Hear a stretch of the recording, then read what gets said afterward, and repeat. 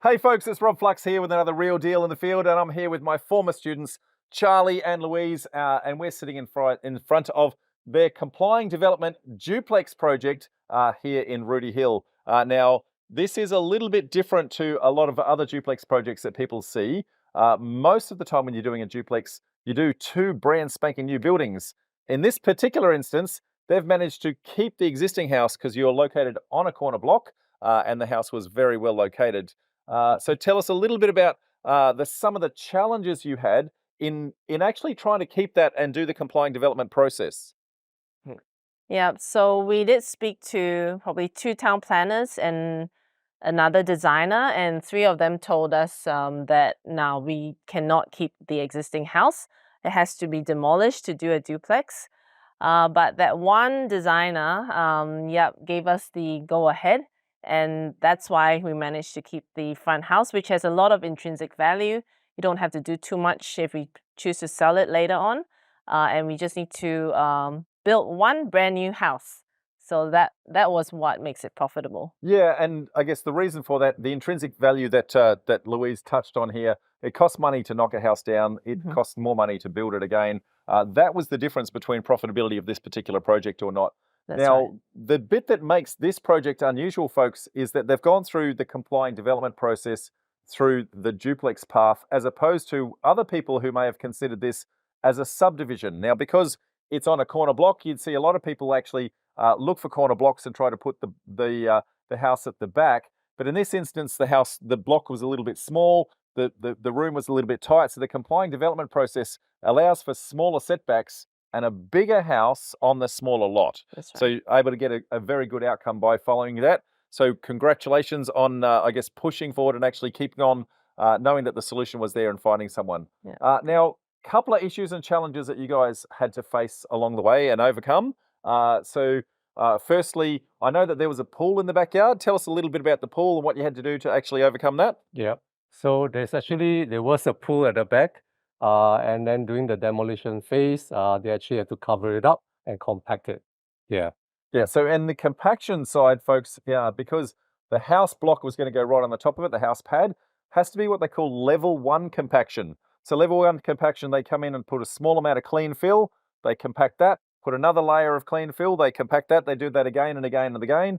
Then at the end, they have to soil test to make sure that it's consistent all the way through. Otherwise, you don't want to put a house pad on there and have the foundations kind of leaning a little bit later on. So we're able to do that through that process.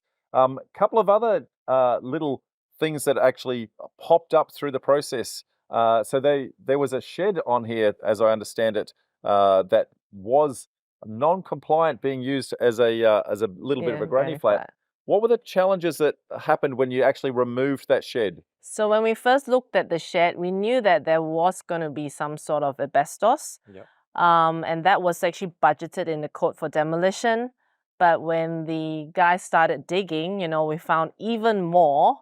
Probably previously there were no rules about, how to build stuff. And more asbestos was found, and we had a variation to actually get that removed as well. Yeah, so whenever there's asbestos, folks, you have to have the appropriate occupational health and safety standards in place and have that removed in a very safe environment. Have everything tested and put together in plastic bags and disposed of properly.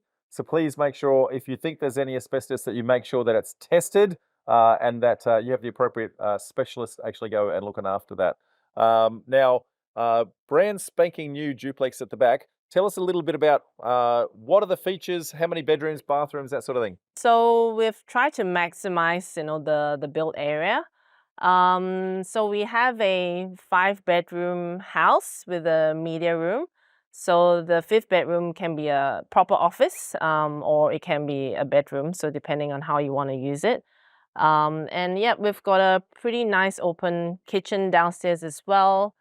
And a side yard that we'll fence up, and that will be the play area for people who have families and have kids who want to run around or have a dog.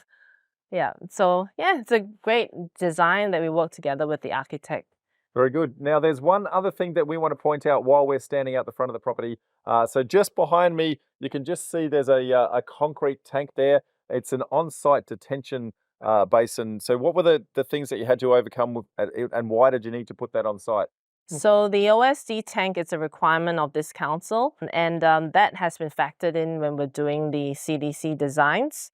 And the engineers had to, draw up the OSD tank and how it's going to look.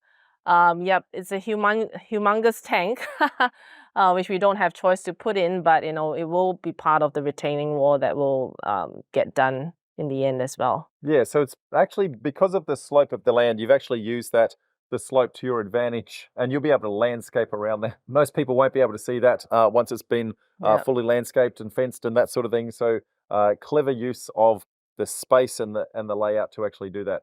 We're going to go and pop inside and have a look at this beautiful home. It is in the final stages. 2 months to go.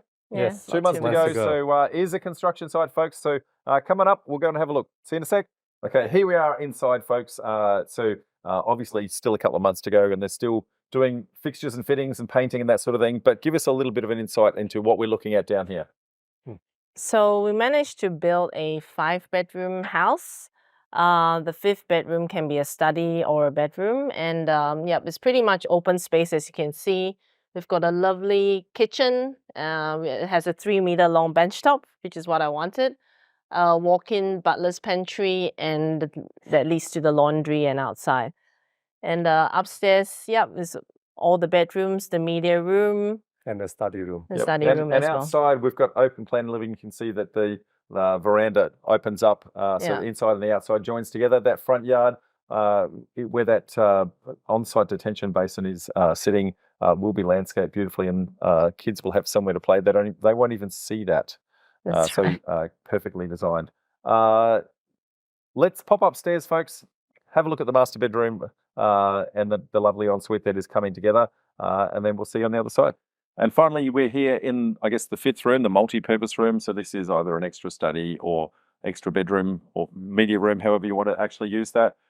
Beautiful views out, small little veranda. Overall, folks, what have been your biggest lessons out of this particular project, being your very first one? So nothing is impossible, right, from the start. You just have to find the right people to be on your team to make sure that the project works. And we had looked at different options as well, like you said, the CDC rules, if you could keep the existing house or not, that makes a huge difference in the profitability. And having the grit to deal with challenges along the way. It is a kind of a unicorn site, but there's still challenges either way. So, how do you get through the challenges? Like, Charlie's on the call with the builder every other day for the last week. Yeah. So there are issues to sort out, but you just got to hang in there. Yeah, I think finding the site is the challenging bit. Yeah. And to actually follow Rob's property development formula was really good, because we actually did the suburb analysis, the site analysis, That's right. and then to be able to do some feasibility study on whether it's profitable or not to actually purchase a site and develop it. All of that training really helped to get us to this point, which we are really thankful for you. Thank Rob, you. That's thank you. greatly appreciated. You guys have done an amazing job. They're going to present this deal at some point in the future at one of our upcoming events. We run these events all the way around the country: Brisbane, Sydney, Melbourne, and Adelaide, and soon to be Perth, folks. We're coming your way. But you guys have got this in Sydney, so if you are in Sydney, watch out for that. If you're somewhere else in Australia, you can dial into those events. Click on the links below, and you can join us one of our upcoming meetups. Till then, folks, bye for now. Yeah.